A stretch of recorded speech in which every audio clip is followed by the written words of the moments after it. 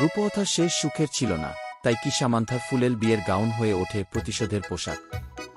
সালোয়ে hair স্টিমিংয়ে pocket ফাঁকা হতে পারে, ঘরে 2 কৌশলে বাষ্প নিন, জেল্লা ফিরবে চুলে। ভুলেও মুখে হাত দেন না 7-6 অভিনেত্রী।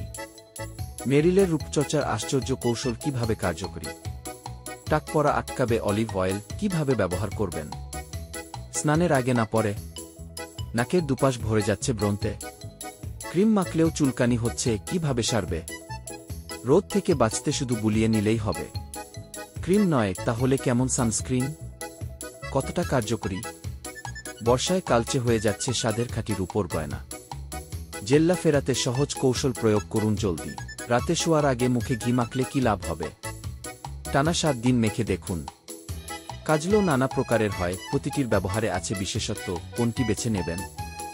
চুল পড়া বন্ধ হবে 7 দিনেই, রোজমেরি দিয়ে শ্যাম্পু বানিয়ে ফেলুন বাড়িতেই। হলুদ চন্দন মাখার রীতি আজকের নয়, রূপচর্চায় পুরনো টোটকাটিকন কাজে লাগে।